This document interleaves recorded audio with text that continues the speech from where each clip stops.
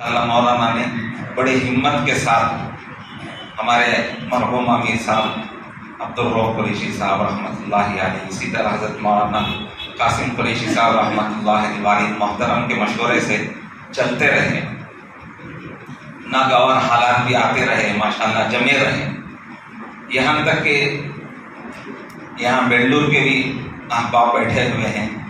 ان حضرات نے کئی مرتبہ والد صاحب کے پاس تقاضا لے کر آئے کہ مولانا الیاس شریف صاحب کو ہمارے یہاں بھیج دیجیے، تو مولانا نے کہا کہ نہیں، وہ ہمارے شہر کے ہیں، وہ یہیں رہیں گے، تو ان کو نہیں بھیجا۔ ان کے کئی مرتبہ اصرار کرنے کے باوجود کئی مرتبہ وہ آتے رہے، تقاضا کرتے رہے۔ بنگلور میں بھی ایک بڑا مدرسہ ہے، لیکن مولانا نے کہا کہ نہیں، وہ ہمارے پاس رہیں گے۔ تو مولانا کو بڑی محبت تھی ان سے اور بڑی چاہت تھی، اپنے فیملی اور گھر کا ایک فرد سمجھتے تھے۔ ہماری والدہ بھی بہت چاہتی تھی، تو مولانا الیاس شریف صاحب پردے سے امی جان کر کے والدہ کو بلاتے تھے، والدہ بھی بہت چاہتی تھی، اسی لیے ان کو یہیں شادی بھی کروایا کہ ہمارے یہاں رہ جاؤ ہمیشہ کے لیے، تو اس لیے بڑا تعلق تھا ان سے۔ اور میرے لیے گویا کہ ایک بہت بڑی ہمت تھی، میرے گویا کہ سگے بھائی سے بھی زیادہ میرا ان سے تعلق تھا۔ مدرسے میں ہم دونوں گویا کہ ایک جسم کی طرح سے تھے، میں باہر کے کام دیکھتا تو وہ پورے اندر کے کام، مدرسے کے اندر کے سارے کام دیکھتے، طلباء کے دکھ درد میں اور طلباء کی خیر خواہی میں، اور اساتذہ کے ساتھ ایک بڑا اچھا ربط تھا درمیان میں، میرے اور اساتذہ کے درمیان یہ بہت اچھا رابطہ رکھتے تھے،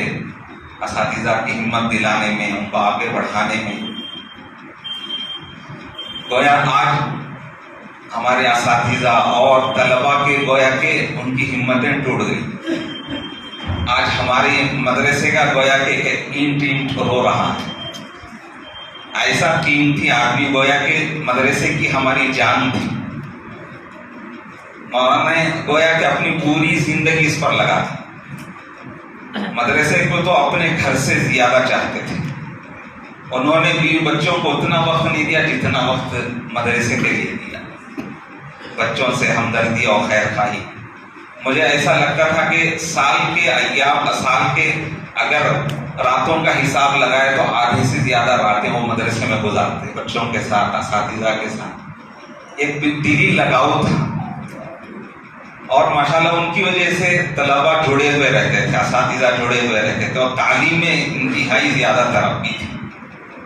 اور اللہ تعالیٰ سے دعا فرمائے اللہ تعالیٰ ہمیں نعم البدل نصیب فرمائے۔ مدرسے ہی کے تقاضے نہیں بلکہ ہمارے پورے شہر کے تقاضے وہ اٹھاتے تھے، دعوت کے سارے تقاضے پورے کرتے، یہ انفرادی لوگ مسائل لے کر آتے، ان کو ہمت دلاتے، اور دعوت کے تقاضوں پر پورے ضلع میں چلتے پھرتے تھے، تشکیلوں میں اور مشوروں میں، جوڑوں میں، ہر جگہ پر، ہر تقاضے پر ایک مجاہدانہ زندگی تھی۔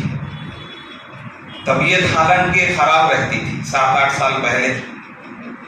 جی اسٹنٹ بھی ڈالا گیا تھا، تھوڑا سا اس وقت بھی ہارٹ کا یہ ہوا تھا، لیکن اس کے باوجود دین کے تقاضوں میں پیچھے نہیں ہٹے، ہمیشہ جس وقت بھی مشورے میں جو تقاضا ہوتا وہ پورا کھڑے ہو جاتے تھے۔ ہمارے آج بہت سے نوجوان آنکھوں سے آنسو نکالتے ہوئے کہے کہ آج گویا ہمارا سگا بھائی چلا گیا، جو ہمارے لیے ہر موقع پر ہمت دلانے والا اور خیر خواہی کرنے والا، یعنی ایک بڑی نعمت تھی ہمارے لیے۔ جیسے کہا جاتا ہے کہ موت العالم موت العالم کر کے، گویا کہ اس طرح سے ہمارے لیے ہو گیا، رام نگرم کے لیے ایک بہت بڑا خلا ہو گیا، ایک آب و تاب، سورج سمجھے ستارہ چمک رہا تھا جس کی شعاعیں سے فائدہ اٹھا رہی تھی ایک دنیا، ایک دم سے آج غروب ہو گیا۔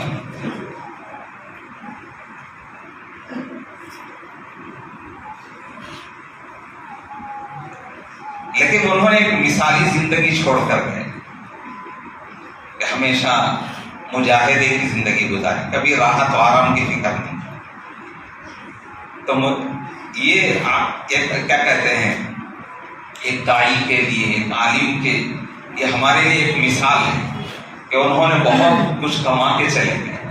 اپنی صحت لگا دی، اپنی جوانی لگا دی، اپنی طاقت قوت سب کچھ خرچ کر دی، کبھی اپنے راحت و آرام کا فکر نہیں کیا، ہر وقت تیار رہتے تھے دعوت کے تقاضوں پر،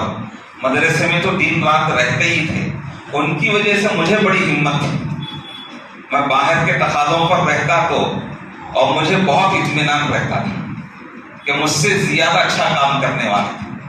گویا کہ میرا نام تھا، کام تو وہی کرتے تھے، گویا کہ مدرسے کی ایک جان تھے وہ۔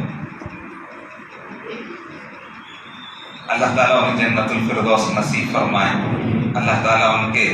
بچوں کو بھی ان کی طرح سے بنائے، ان کے متعلقین کو اللہ تعالیٰ صبر جمیل نصیب فرمائے۔ ہمارے لیے انہوں نے ایک زندگی، مثالی زندگی چھوڑ کر گئے